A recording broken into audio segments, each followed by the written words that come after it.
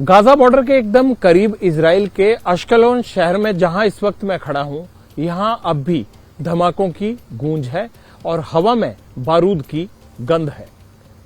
ऐसे जंग के मैदान में कौन रहना चाहता है, लेकिन इजराइल में 18,000 भारतीय रहते हैं।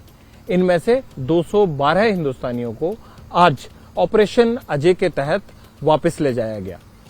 उन्होंने इजराइल में क्या देखा, क्या झेला, अगर आप ये रिपोर्ट देखेंगे तो सब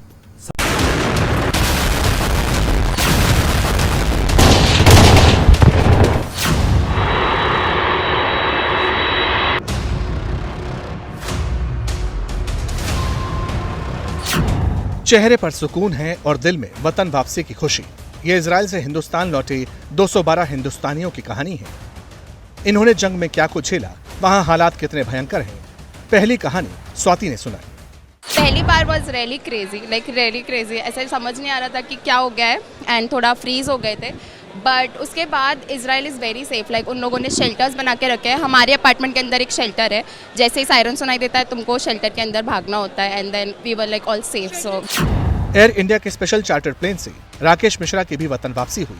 गरजते गोले बारूद के बीच दिन कैसे गुजर रहे थे, कैसे जान बचानी पड़ी, सुनेंगे तो हालात समझ आ जाएंगे। वहाँ पे फियर केवल था तो रॉकेट का ही था, बाकी बॉर्डर एरिया में थोड़ा सा पैनिक था, तो लेकिन उसी को देखते हुए माहौल थोड़ा ज़्यादा पैनिक हो गया, तो फिर ले जाने की प्रथा बन गई। फिर यहाँ से फिर गवर्नमेंट ने बहुत अच्छा कदम उठाया कि हम लोगों को बुला लिया। सेंट्रल इजराइल से लेकर तेल अवीव तक एक जैसा माहौल। सायरन बजता है, जान बचाने के लिए कितना वक्त मिलता है, सच और डरावना है। पर्सनली मैंने सिर्फ सायरन की आवाज़ सुनी थी और फिर मैंने देखा और सुना कि मिसाइल्स जा रहे थे। मैं जेरूसलम में रहती हूँ तो वहाँ पे ज़्यादा कुछ हुआ नहीं, लेकिन बाकी जगह पे साउथ ऑफ इजराइल, बेरशेवा, वहाँ पे बहुत कुछ हुआ है। इनफैक्ट नॉर्थ में भी अभी बहुत प्रॉब्लम्स चल रही है। कई तो ऐसे भी हैं जिन्होंने आयरन डोम को अपनी आंखों के सामने हमास के दागे रॉकेट को मारकर गिराते देखा, जंग की विभीषिका को झेला भी। हम लोग शुक्रगुजार हैं सरकार का कि हम लोग को टाइमली इवैक्यूएट करके, काफ़ी टाइमली डिसीजन था और सिचुएशन और बिगड़ने से पहले, और बाकी भारतीयों को भी जल्द से जल्द इवैक्यूएट हो गए। तेल अवीव और सेंट्रल इजराइल में अब भी कई हिंदुस्तानी हैं। वो कैसे हालात में हैं, इसकी कहानी कल्पना ने भी सुनाई।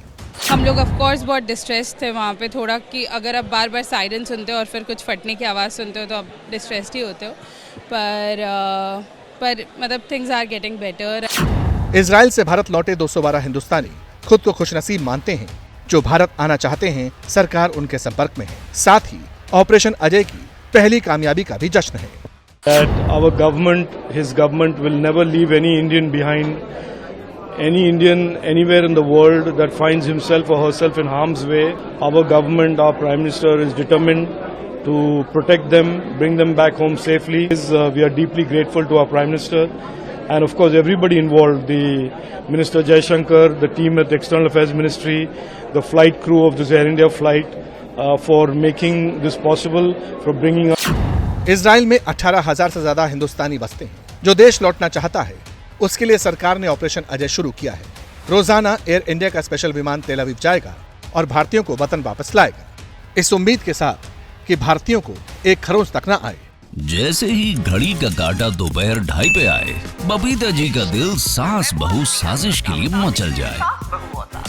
और ये है इनकी बहू, पूरे दिन ऑफिस की टेंशन हो जाए गॉन जब ये करें अपना फेवरेट शो फ्री टाइम पे ऑन। इनकी तरह आप भी देखिए अपना फेवरेट शो अपने टाइम पर और डाउनलोड कीजिए एबीपी लाइव ऐप अपने स्मार्ट टीवी पर।